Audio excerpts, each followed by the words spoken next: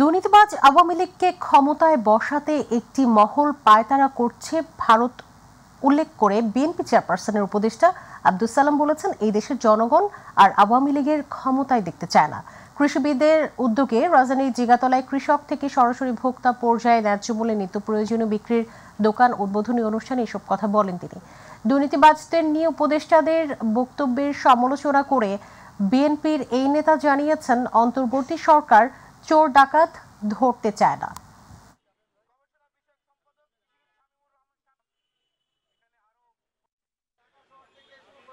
ক্ষমতায় নাই, তাই দেশের ব্যবসা বাণিজ্য ভারতের নষ্ট হয়ে যাবে, সেই কারণে খুব কান্না পাইতেছে তাদেরকে।